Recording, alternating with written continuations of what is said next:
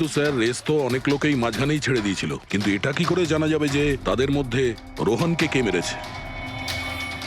ওই 10 জনের মধ্যেই কেউ হবে যারা ক্যান্টিন ডিপার্টমেন্ট আর এস্টিমেটিং ডিপার্টমেন্টে কাজ করছিল। কিন্তু স্যার ওই 10 জনের মধ্যে রেস মাঝপথে কে ছেড়ে দিয়েছিল এটা কিভাবে জানতে পারবো? জানা যেতে পারে স্যার। কি করে? স্যার আমরা প্রত্যেকটা প্রতিযোগীর মাথায় গোপ্রো ক্যামেরা লাগিয়েছিলাম, আর সেটা থেকে জানা যেতে পারে কে মাঝপথে ছেড়ে দিয়েছিল। ওয়ান্ডারফুল।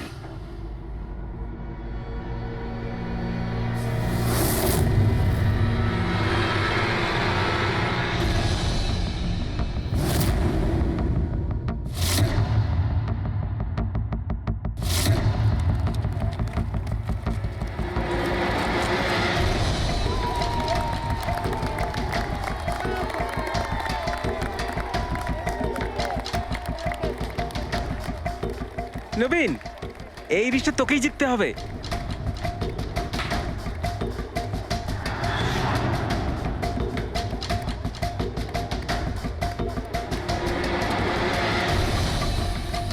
রান।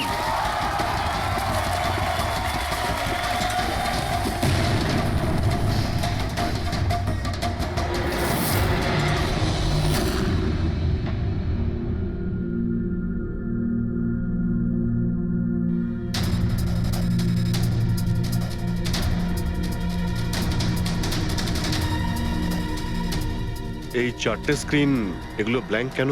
জানি না স্যার, আমরা তো সব ক্যামেরা চালু করে এদের দিয়েছিলাম। হয়তো ভুল করে এই 4 জন ক্যামেরা অফ করে ফেলেছিল। ভুল করে করেছে নাকি ইচ্ছে করে?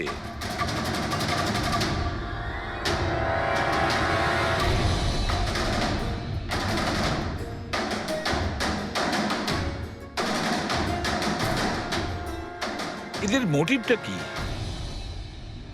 বুঝে উঠতে পারছি না। এরা কি করতে চাইছিল? কি কুনাল, একটা ক্যামেরা ভাঙা, একটা ক্যামেরায় মাটি লেগে আছে, এই 4টে ক্যামেরা ব্ল্যাঙ্ক, সেটা কেন? জানি না স্যার। ওইসব জানি নাটা নিয়ে বললে হবে না। এই সব কটা ক্যামেরা 10-এ 10 আমার চাই। স্যার এই 3টে ক্যামেরা একদম ঠিক ছিল স্যার। এমপ্লয় 1, এমপ্লয় 2 আর এমপ্লয় 3। তার মানে এই 3টে ক্যামেরায় কোনো টেকনিক্যাল প্রবলেম ছিল না। কেউ ইচ্ছে করে ক্যামেরাগুলো বন্ধ করেছিল বা ভুল করেও করে থাকতে পারে, কিন্তু বলা যায় না। কিন্তু স্যার এই 4টে ক্যামেরারই ফুটেজ একদম ঠিকঠাক স্যার। এমপ্লয়ি 4, 5, 6, 7। তাহলে এবার যাই প্রবলেম ক্যামেরাতে।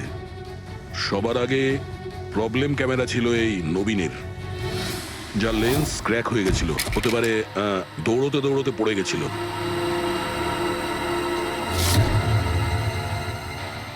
হ্যাঁ, আর স্যার দ্বিতীয় প্রবলেমের ক্যামেরা মুক্তিরটা, যে রেসের মাঝখানে দাঁড়িয়ে নিজের জুতোর ফিতে বাজছিল। হ্যাঁ, তারপরে ফিতে বাঁধার পরে ওই হাতটাই নিজের লেন্সে লাগায় আর লেন্সে সমস্ত পিকচারটাই ঝাপসা হয়ে যায়। কিন্তু স্যার এই মাটি ইচ্ছে করে লাগিয়েছে নাকি ভুল করে?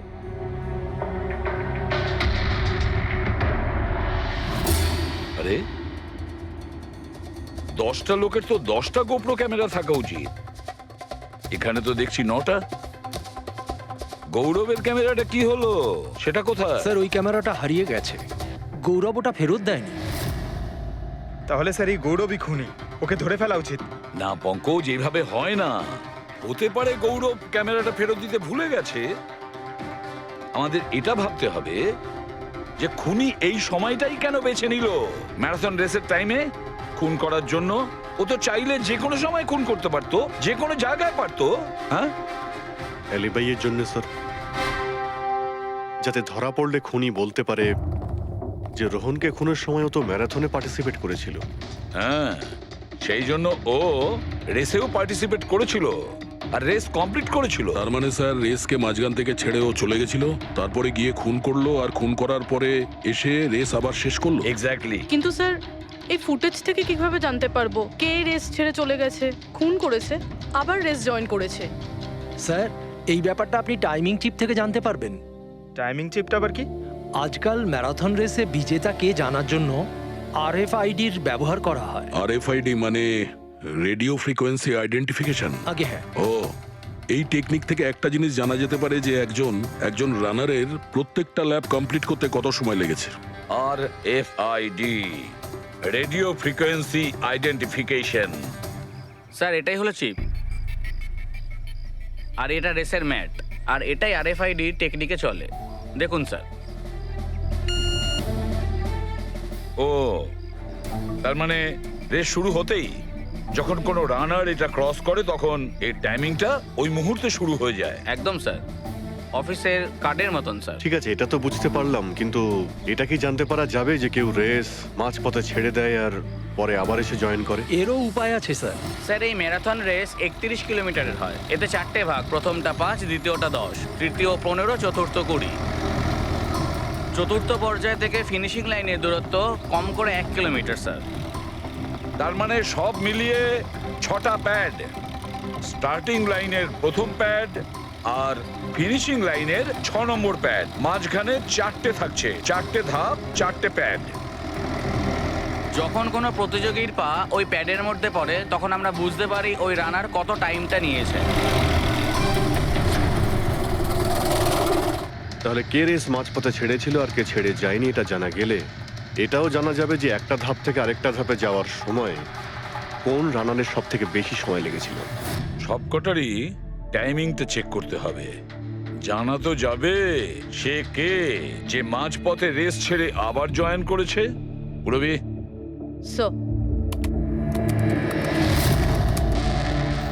স্যার, আমাদের প্রথম কচ্ছপ হলো এই নবীন। এ রেসের প্রত্যেকটা ল্যাব 25 মিনিটে কমপ্লিট করেছে, কিন্তু শেষ ল্যাপের পরে ফিনিশিং লাইন পর্যন্ত পৌঁছানোর জন্য, মানে 1 কিলোমিটার ক্রস করার জন্য ওর 50 মিনিট সময় লেগেছে। নবীন,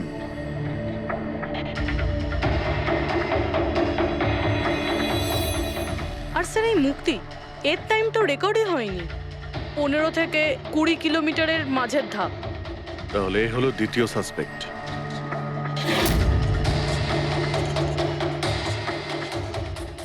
মুক্তি। আর এবার এই গৌরব, এ তো 15 কিলোমিটারের ধাপই বের হতে পারেনি। তাহলে এই হলো আমাদের তৃতীয় সাসপেক্ট। স্যার বাকি সবার টাইমিং তো মোটামুটি ঠিকঠাকই আছে।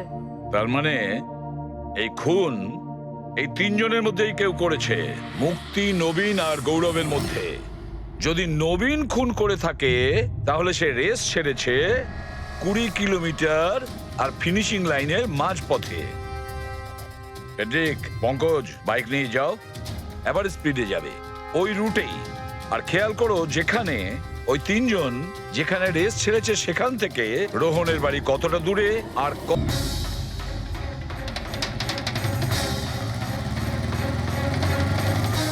15 কিলোমিটারের মার্ক থেকে আসছি স্যার, এটা 10 কিলোমিটার। হ্যাঁ, মুক্তি বোধহয় এখানেই কোথাও দাঁড়িয়েছিল, 10 আর 15 কিলোমিটারের মার্কের মাঝখানে।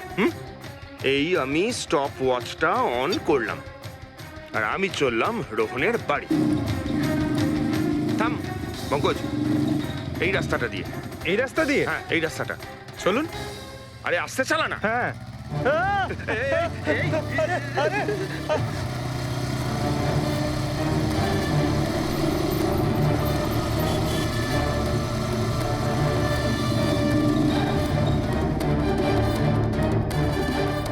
এই দেখুন রোহনের বাড়ি। মুক্তি নিশ্চয়ই রোহনের ঘরে পিছনের জানলা দিয়ে ঢুকেছিল।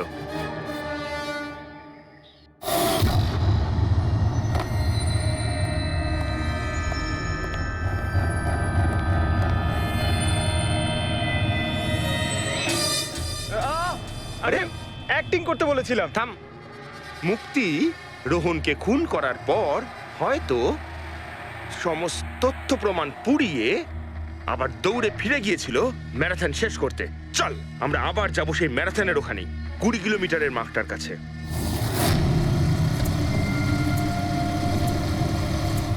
স্টপ ওয়াচে টাইম দেখে নিন স্যার। 26 মিনিট।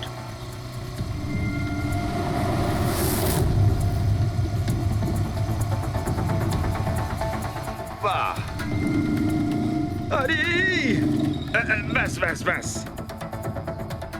এবার মুক্তি পৌঁছলো 20 কিলোমিটারের মার্কে পাক্কা 30 মিনিট পরে। আর তারপর এখান থেকেই হয়তো ও রেসটা শেষ করেছিল।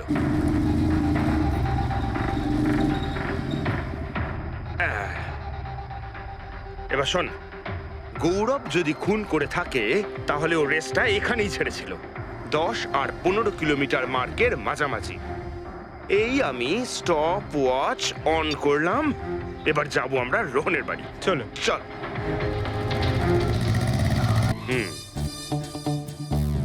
হ্যাঁ, একদম পুরো বিশ্বাস আছে আমার। Excuse me. এই ছাড় ছাড় ছাড় ছাড়, ছাড়। আরে আরে আরে মরে যাবো তো। চল।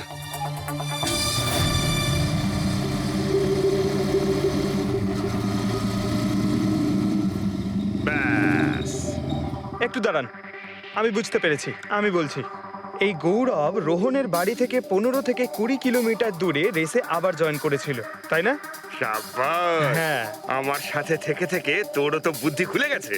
আর এই সব কিছু করতে গৌরবের টাইম লেগেছিল পুরো 27 মিনিট। এবার দেখা যাক নবীনের কত লেগেছিল।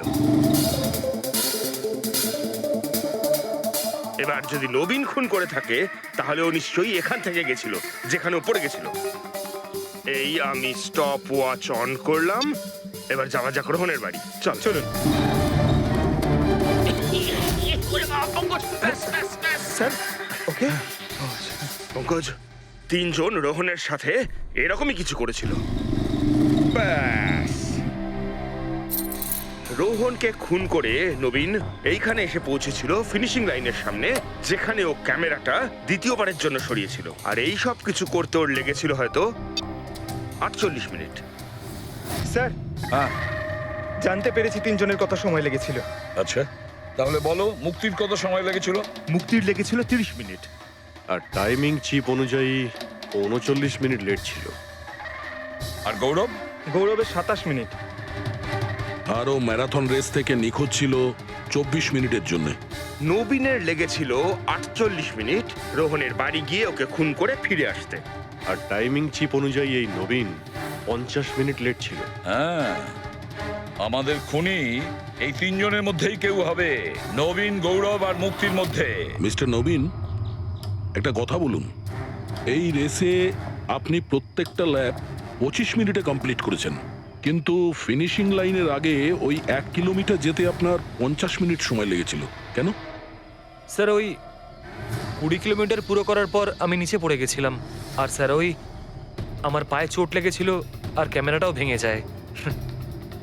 স্যার লাস্টের 1 কিলোমিটার আমি কতটা কষ্টে পুরো করেছি স্যার আমিই জানি সেটা।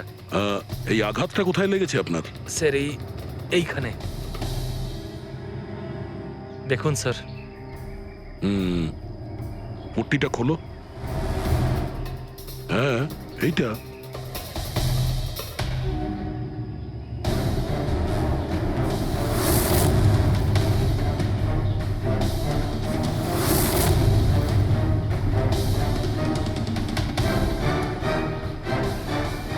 স্যার এবার আপনার বিশ্বাস হয়েছে যে আমি কোনো দোষ করিনি? নির্দোষ যদি হও এত ঘাবড়ে যাচ্ছ কেন?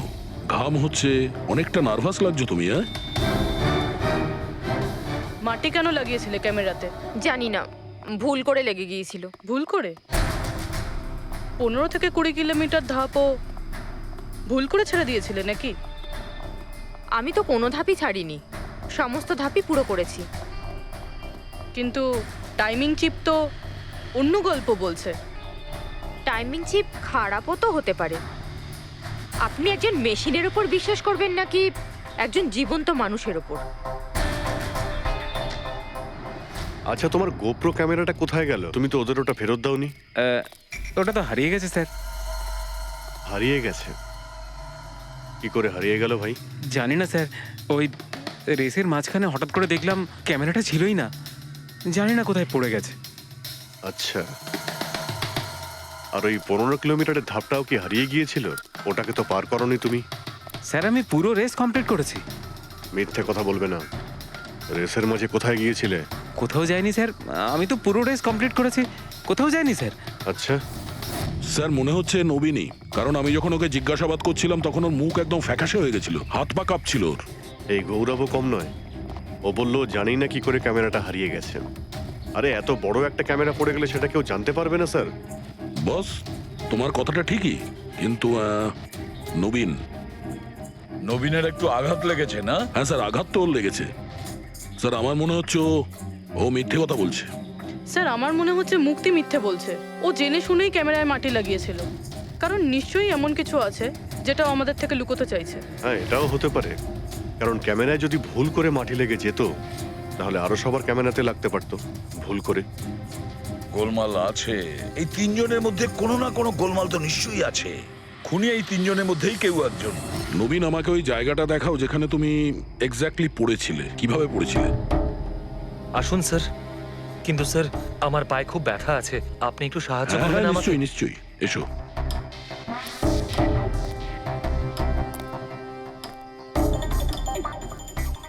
স্যার আমি এখনো বলছি আপনাকে, আপনি নিজের টাইম ওয়েস্ট করছেন। এমনটা যেন না হয় যে আসল খুনিই পালিয়ে যায়। সিআইডির হাত থেকে আজ পর্যন্ত কোনো খুনি না বেরিয়েছে না বেরোতে পারবে, নিশ্চিন্ত থাকো। হ্যাঁ স্যার ওই যে এখানে আটকেই আমি পড়ে যাই। এখানে? হ্যাঁ স্যার। স্যার পড়ে যেতেই আমার ক্যামেরাটাও ভেঙে যায়। আচ্ছা। তারপর আমি ক্যামেরাটা আবার লাগালাম, তারপর রেস স্টার্ট করলাম। প্রচুর ব্যথা নিয়ে তুমি এই রেসটা ফিনিশ করেছো। হ্যাঁ স্যার, এখনো খুব ব্যথা। তুমি পড়েছিলে এইখানে, এই জায়গাটায়? হ্যাঁ স্যার, খুব ক্লান্ত হয়ে গেছিলাম তো, তাই খেয়াল করিনি আর পা আটকে নিচে পড়ে যাই। আচ্ছা, রেস ফিনিশ করার আগে তুমি দ্বিতীয়বার ওই ক্যামেরাটাকে সরিয়ে দিয়েছিলে কেন? আচ্ছা, ওটা তো স্যার খুব গরম লাগছিল তো, তাই মুখটা ধোয়ার জন্য আমি ক্যামেরাটা খুলে ফেলেছিলাম। কিন্তু কিছুক্ষণ পরেই আমি আবার ক্যামেরাটা লাগিয়ে নিই। রেস তো আমি তারপরেই কমপ্লিট করেছিলাম। হ্যাঁ ঠিক আছে, চলো। স্যার কিছু তো বলুন, আমরা যাচ্ছি কোথায় আসলে? তোমার হারিয়ে যাওয়া ক্যামেরা খুঁজতে। স্যার কিন্তু এত বড় জায়গাতে আমরা খুঁজবো কি করে ওই ক্যামেরাটা? প্রত্যেক ক্যামেরাতে একটা চিপ লাগানো আছে, আর এই ম্যাপ বলছে তোমার ক্যামেরা এইদিকেই আছে। চলে এসো। ম্যাম, আমি সত্যি কথাই বলছি। সত্যি তো এটাই, তুমি 10-15 কিলোমিটারের মাঝে রেস ছেড়ে দিয়েছিলে, আর তারপরে রোহনকে মেরে দিয়ে এখানে চলে এলে, এই 20 কিলোমিটারের মার্কে চলে এলে। কারণ তুমি তো জানতে এখান থেকে তোমাকে কোনো খেলোয়াড় দেখতে পাবে না। সব খেলোয়াড়রা তো তখন পিছনে। সব মিথ্যে। আপনি আমার কথা বিশ্বাস কেন করছেন না?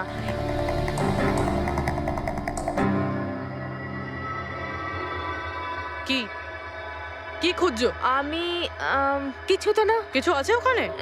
না, কিছু না। আচ্ছা, ওই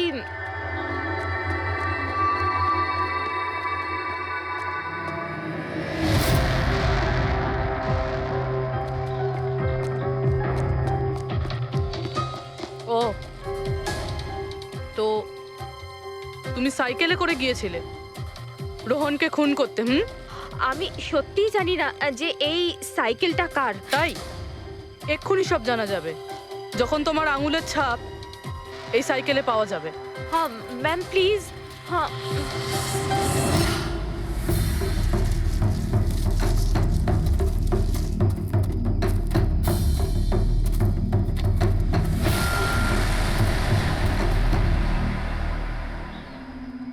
এই হলো ক্যামেরা। এটাকে পুরো ভেঙে ফেলেছো? হ্যাঁ, আমি ভাঙিনি স্যার। দুটো ক্যামেরা।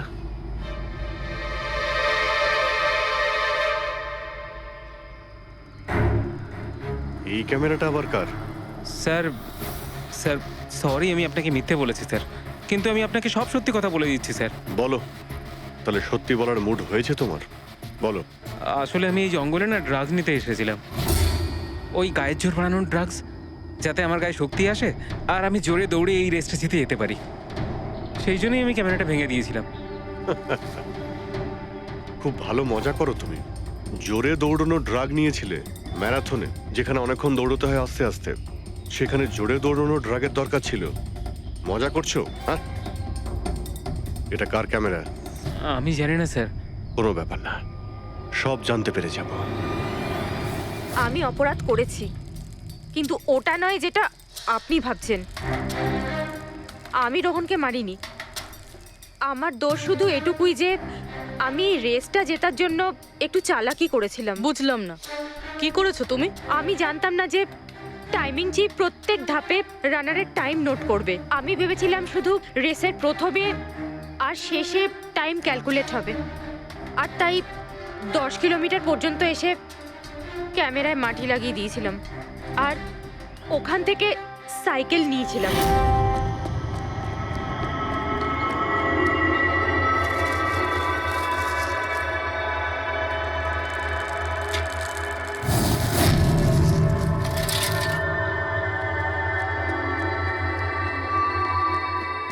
কিন্তু রেস শেষ হতেই সিআইডি ওখানে চলে এলো, আর আমি ওখান থেকে সাইকেলটা সরানোর সুযোগই পাইনি। এত কিছু করেছো শুধু একটা রেস জেতার জন্য? আসলে অফিসে বেট ধরা হয়েছিল যে আমাদের ডিপার্টমেন্টে যে রেসটা জিতবে তাকে সবাই কন্ট্রিবিউট করে 5 লাখ টাকা দেবে। আমার টাকার খুব দরকার ছিল, তাই আমি এটা দীপ্তির ক্যামেরা। এই দুটো ক্যামেরা তোমরা কেন ভেঙেছিলে?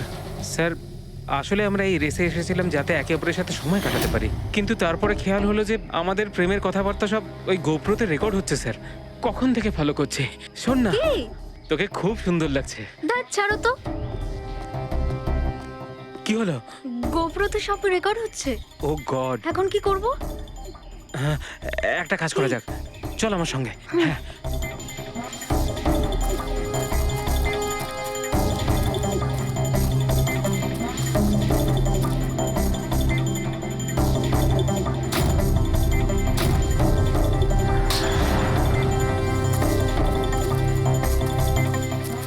আরে তোমরা তো অদ্ভুত কাজ করেছো। আরে এতে তো কোনো সাউন্ড রেকর্ডই হয় না। তোমরা তো বোকার মতো কাজ করেছিলে। হয়তো কে দুটো ক্যামেরা ভেঙে দিয়েছো। কি স্যার, এতে কিছু রেকর্ড হয়নি? স্যার, নবীন তো আমাকে ওই জায়গাটা দেখিয়েছে যেখানে ও পড়েছিল, কিন্তু কেন জানি না আমার মনে হচ্ছে যে ও মিথ্যে কথাই বলছে। আরে মুক্তি, স্যার, মুক্তি বলেছে যে ও সাইকেলের ব্যবহার করেছে রেস জেতার জন্য। স্যার, হতে পারে ও মিথ্যে কথা বলছে আর রোহনকে খুন ওই করেছে। আর গৌরব আর দীপ্তি, ওদের লাভ স্টোরির কি হলো? কতটা সত্যি? হ্যাঁ, ওরা সত্যি কথাই বলছে। ফোন রেকর্ডে দেখাচ্ছে দীপ্তি আর গৌরব প্রতিদিন 3-4 ঘন্টা করে নিজেদের মধ্যে কথা বলতো। স্যার, একটা কাজ করি আমরা, আবার ম্যারাথন রেসের ফিনিশিং ভিডিওটা দেখি।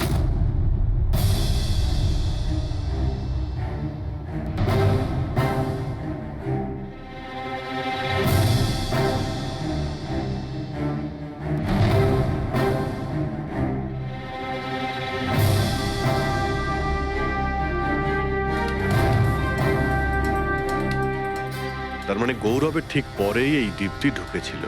দুজন একসঙ্গেই ছিল। মনে হচ্ছে স্যার দুজনেই এই কাণ্ড করেছে।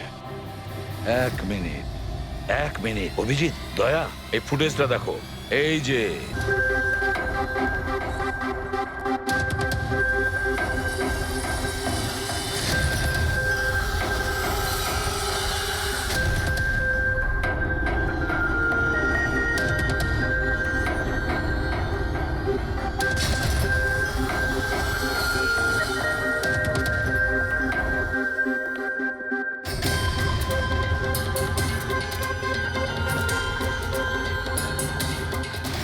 স্যার, আমাদের এখানে কেন ডাকা হয়েছে? খুনির নাম বলবার জন্য। স্যার সত্যিই খুনি ধরা পড়েছে? তাহলে বলুন না স্যার, কে খুনি? আরে বলবো, একটু ধৈর্য ধরো। মুক্তি, 5 লাখ টাকার জন্য তুমি বেইমানি করেছো। 5 লাখ টাকার জন্য। আর গৌরব, তুমি তো তোমার ভালোবাসা লুকোনোর জন্য বেইমানি করেছো। আর নবীন, তুমি, চলো তোমাকে আবার দেখাচ্ছি, রেসের একটা পার্ট দেখাচ্ছি।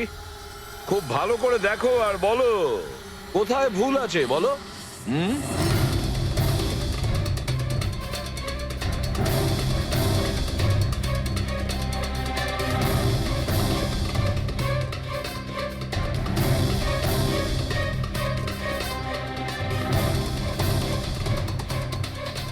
কিছুই তো নেই স্যার, সবই তো ঠিকই আছে। কোনো প্রবলেম নেই। তোমার মনে আছে তুমি বলেছিলে যে ক্যামেরাটা দ্বিতীয়বার যখন তুমি সরিয়েছিলে তারপরে তুমি মাথায় জল ঢেলেছিলে? ওটা ওটা তো স্যার খুব গরম লাগছিল তো, তাই মুখটা ধোয়ার জন্য আমি ক্যামেরাটা খুলে ফেলেছিলাম। মিথ্যে বলেছিলে তুমি, নিজের মাথায় জল ঢেলেছিলে। অথচ যখন ফিনিশিং লাইনে পৌঁছলে তখন তো তোমার ভেজা অবস্থায় থাকার কথা ছিল। কিন্তু এই ফুটেজে আমরা কি দেখতে পাচ্ছি? তুমি শুকনো অবস্থায় দৌড়চ্ছ। হয়তো জল শুকিয়ে গেছিল। বর্ষাকালে অত তাড়াতাড়ি জল শুকিয়ে গেল, অদ্ভুত ব্যাপার। তাহলে নবীন, তোমাকে আরো একটা ফুটেজ দেখাই, এই গল্পের শেষ অংশ। বলো, এটা দেখে তোমার কি মনে হচ্ছে?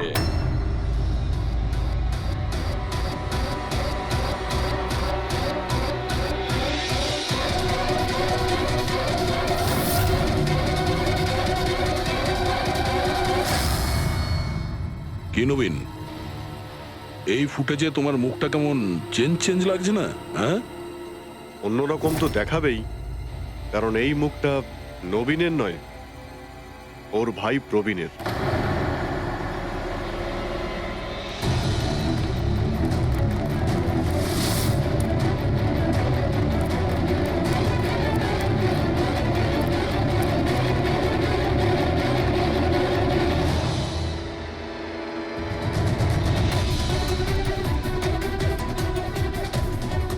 খুব বড় প্ল্যান বানিয়েছিলে তুমি, দারুণ মাথা খাটিয়েছিলে তুমি।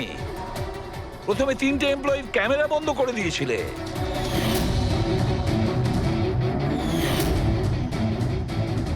আর তারপরে নিজের গোপ্রো ক্যামেরা নিচে ফেলে দিয়েছিলে যাতে লেন্সটা ভেঙে যায়।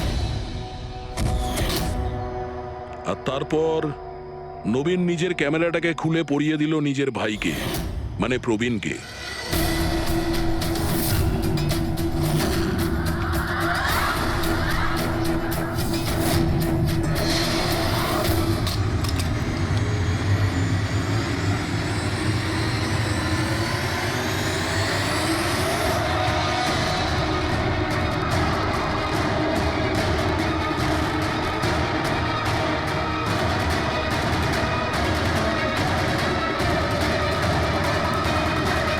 এই ক্যামেরা বদল করার সময় খুব একটা সময় ছিল না, তাই হতে পারে ওই টি শার্টে যখন কাগজটা লাগাচ্ছিল তখন সমস্ত ম্যাগনেটগুলো লাগায়নি, কিছু ম্যাগনেট নবীন নিজের পকেটে ভরে নিয়ে গেছিল।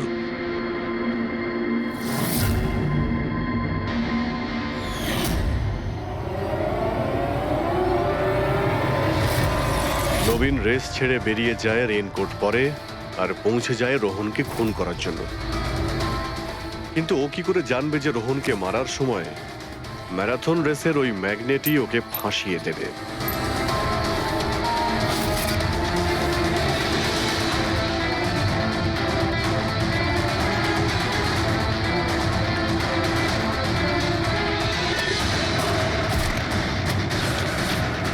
তারপর তুমি পুরো প্রমাণ নষ্ট করলে আর আবার এসে রেসে জয়েন করলে। ইচ্ছে করে নিজের পায়ে তুমি চোট লাগালে যাতে আমরা বিশ্বাস করি যে আঘাতটা সত্যি। আর তারপরে তুমি রেসটা ফিনিশ করো। তাহলে বলো। হ্যাঁ স্যার, আমি খুন করেছি রোহনকে। একদম একদম পারফেক্ট প্ল্যান ছিল, কিন্তু আমি কি করে জানবো যে আপনারা আমার থেকেও অনেক বুদ্ধিমান? প্রত্যেক অপরাধী এই ভুলটাই করে, কারণ তার মনে হয় যে সে আইনের চোখে ফাঁকি দিয়ে দেবে। এবারে বলো, ওকে কেন খুন করলে? তাড়াতাড়ি বলো। বিএনডি বিল্ডকনে হওয়া প্রত্যেকটা গন্ডগোলের পেছনে আমিই ছিলাম। আমার জন্যই প্রত্যেকটা টেন্ডার কোম্পানির হাতছাড়া হলো। আর আমি যদি রোহনকে না মারতাম তাহলে ও আমার সমস্ত রহস্য খুলে দিত। তাই আমি... লজ্জা লাগার কথা তোমার, যে থালায় খেয়েছো ওই থালায় ফুটো করেছো। আর সেই পাপ লুকোনোর জন্য তুমি রোহনকে খুন করে দিয়েছো। আইন তোমাকে কঠোরতম শাস্তি দেবে। আশা করি ততদিনে ফাঁসির অর্ডার এসে যাবে।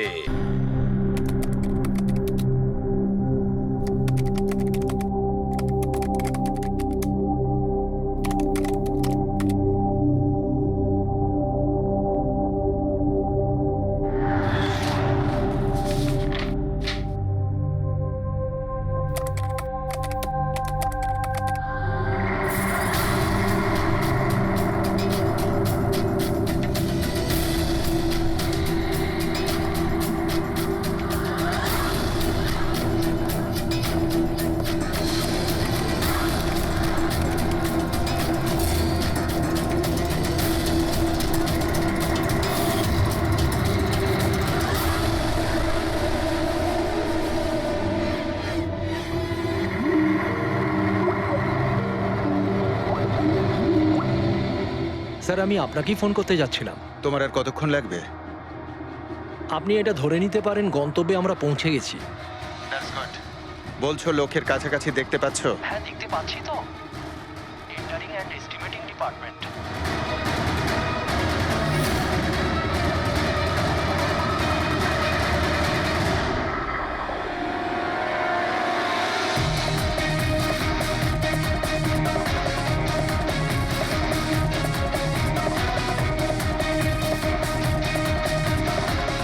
আর ওই লোকটার নাম খুব শিগগিরই আমি আপনাকে বলে দেবো। Rohan, hello hello, Rohan.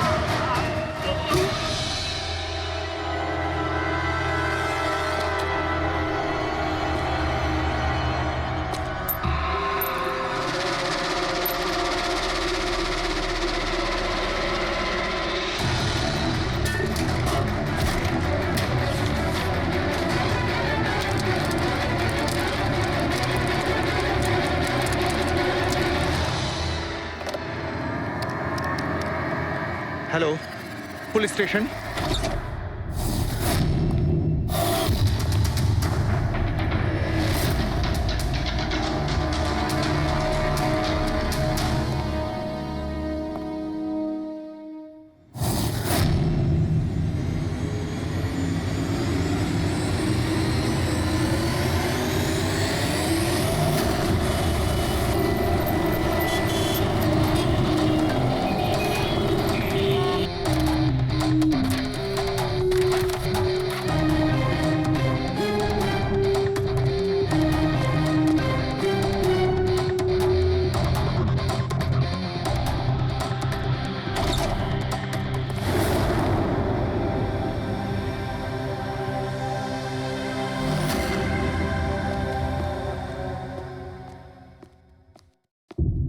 Good afternoon doctor Salunke. কি গুড আফটারনুন।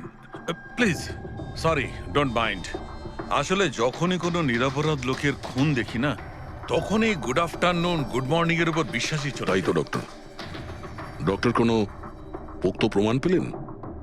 আপাতত এই ল্যাপটপের চার্জারটা তার, এটা দিয়েই শ্বাসরোধ করা হয়েছে এর। আর এর মৃত্যুর সময় হচ্ছে সকাল 9টা থেকে 9:30টার মধ্যে। আর হ্যাঁ, লাশের পাশে এই মোবাইলটা পাওয়া গেছে, হয়তো এটা আমাদের কোনো সাহায্য করবে। আর ওই বাকি প্রমাণগুলো যার ব্যাপারে ইন্সপেক্টর সমীর বলছিলেন? স্যার, স্যার রোহনের ডায়েরি এই দেখুন, পুরোটাই পুড়ে গেছে, ছাই হয়ে গেছে। তবে এই ডায়েরিটার সঙ্গে অনেক ডকুমেন্টসও ছিল, সেগুলোও পুড়ে গেছে। বুঝতেই পারছি না যে ওই ডকুমেন্টস এমন কি ছিল। নিশ্চয়ই এর মধ্যে এমন কিছু ছিল যার জন্য ওই খুনি প্রবলেমে পড়তো, তাই প্রমাণ জ্বালিয়ে দিয়েছে আর এই রোহনকেও মেরে দিয়েছে। স্যার, হ্যাঁ, এই হার্ড ডিস্কটা আমি এখানেই পেয়েছিলাম, ক্রাইম সিনে। আমি এটা একজন কম্পিউটার এক্সপার্টকে দেখিয়েছি। পুরোপুরি নষ্ট হয়ে গেছে, ডেটা রিকভার করা সম্ভবই নয়। খুনি প্রত্যেকটা প্রমাণকে খারাপ করে দিয়েছে। কোনো ব্যাপার না, কোথাও না কোথাও কিছু না কিছু প্রমাণ নিশ্চয়ই পাবো। পুরবি, স্যার। এই রোহনের ব্যাকগ্রাউন্ড চেক করেছো? হ্যাঁ স্যার, পুরো নাম রোহন কুমার। এ পুনেতে থাকে, এখানে মুম্বাইতে চাকরি করছিল, একাই থাকতো। আর এখানে এই বাড়ি থেকেই কাজ করছিল। কি কাজ কি করতো? গোয়েন্দা ছিল। বড় বড় কোম্পানিতে যে লাখ লাখ টাকা জালিয়াতি হয় সেগুলোর তদন্ত করত। তাহলে তো অনেক শত্রুই আছে এই রোহনের। হ্যাঁ দয়া, আর ওই অনেকগুলো শত্রুর থেকে আসল খুনিটা কে সেটা হয়তো তোমাকে এইটা বলবে। কি এটা ডক্টর? এটা চুম্বক। চুম্বক? এর মধ্যে একজন দৌড়বীরের ছবিও আছে, কিন্তু এই চুম্বক রোহনের বডির মধ্যে কি করছিল? আমার মনে হচ্ছে হয়তো এটা খুনির হবে। ওর পকেটে ছিল, এদিক ওদিক করতে গিয়ে হয়তো এটা পড়ে গেছে। তাহলে তো এটা আঙুলের ছাপ থাকবে। না, একটাও নেই। একটাও নেই।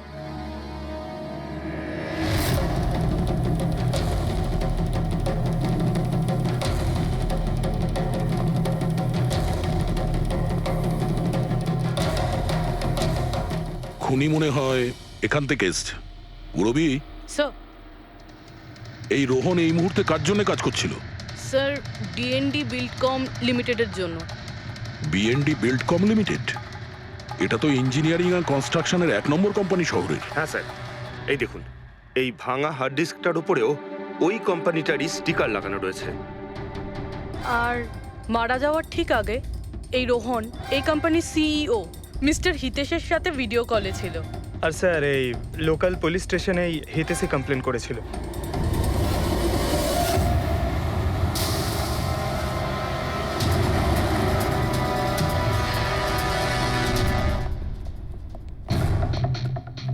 এটা কি এত বড় অফিসে শুধুমাত্র একজনই লোক ছিল নাকি? মনে হচ্ছে স্যার ইন্ডিয়ার ম্যাচ দেখার জন্য সবাই বাড়ি চলে গেছে। আচ্ছা, আজকে ইন্ডিয়ার ম্যাচ আছে। স্কোরটা কি হলো? কোহলি সেঞ্চুরি করতে যাচ্ছে। কি বলছেন স্যার? আপনি কি করে জানলেন? বাইরে ওয়াচম্যান কমেন্ট্রি শুনছিল। ইনভেস্টিগেশন করতে এসেছি, চোখ কান খোলা রাখতে হবে। স্যার, হিতেশের cabin. Mister Hitesh, hi, CID. Please বসুন। আমি আপনাদেরই অপেক্ষায় ছিলাম। শুরু থেকে বলুন সবকিছু। 6 মাস আগে আমি রোহনকে কাজে রাখি। গত 5 বছর ধরে আমাদের কোম্পানিতে যে লোকসান হচ্ছে তা আগে কখনো হয়নি। কি ধরনের ক্ষতি? লোকসানের লিস্ট তো বলে শেষ করা যাবে না। যে টেন্ডারগুলো আমাদের কোম্পানির পাওয়া উচিত ছিল সেগুলো হাত থেকে বেরিয়ে যাচ্ছিল। এই দেখুন, 1100 কোটির রিফাইন্ডিং কন্ট্রাক্ট, 37 কোটির রেলওয়ে কন্ট্রাক্ট আর 800 কোটির পাওয়ার ট্রান্সমিশন কন্ট্রাক্ট। এটাও তো হতে পারে যে যে সমস্ত কোম্পানি এই কন্ট্রাক্টটা পেয়েছে ওরা আপনার থেকে কম কোট দিয়েছে। সেটাই তো আমি বলতে চাইছি স্যার। যদি অন্য অন্য কোম্পানি এই টেন্ডার পেতো তাহলে ব্যাপারটা অন্য ছিল, কিন্তু এই সমস্ত কন্ট্রাক্ট একটা মাত্র কোম্পানিই পেয়েছে। আর সবচেয়ে বড় কথা হলো তাদের অ্যামাউন্ট আমাদের দেওয়া অ্যামাউন্টের থেকে মাত্র 1000 টাকা কম। শুধুমাত্র 1000 টাকা কম?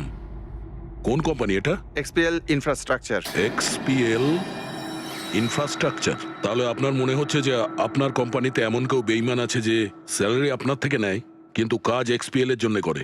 100% কেউ না কেউ তো অবশ্যই আছে। আর রোহন ওই লোকটার খুব কাছাকাছি পৌঁছে গিয়েছিল। ওর লাস্ট ফোন কলে আমায় এটাও বলেছিল যে সেই বেইমান এস্টিমেটিং অ্যান্ড টেন্ডিং ডিপার্টমেন্টের লোক। আচ্ছা, এই ক্রাইম সিন থেকে আমরা এই ড্যামেজড হার্ড ডিস্কটা পেয়েছি। কি আছে এর ভেতরে?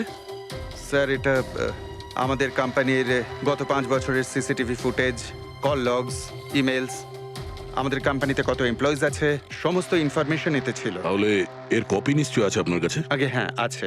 আমরা ওটা আমাদের সঙ্গে নিয়ে যাব। শিওর।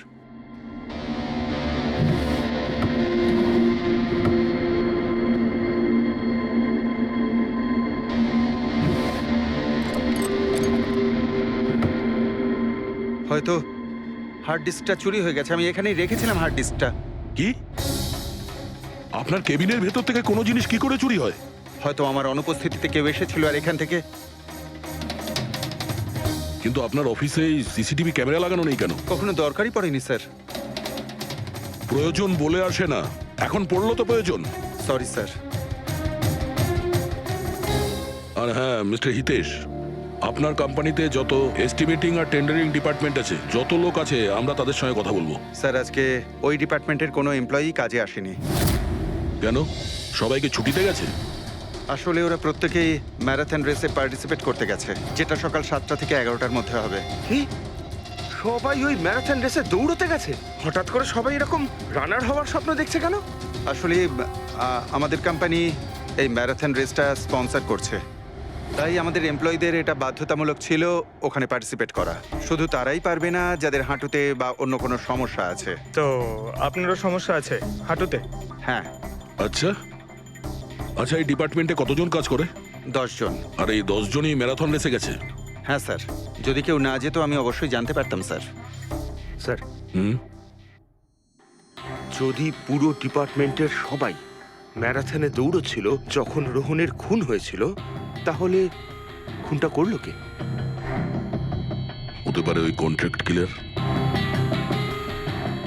1 মিনিট মিস্টার হিতেশ, আপনার কাছে এই ম্যারাথন রেসের কোনো ব্রোশিয়া, কোনো লেটার আছে? ইয়েস স্যার, আমি আনছি। কি হলো স্যার? চুম্বকে ওই দৌড়ানোর লোকটা, ম্যারাথন রেস, এক্ষুনি জানতে পারবো। এই নিন sir. Thank you. You are welcome sir. হুম। দেখেছো, এটাই হলো ওই চুম্বকের রহস্য। যেটা ক্রাইম সিনে পাওয়া গেছে সেটা ম্যারাথন রেসে। মানে স্যার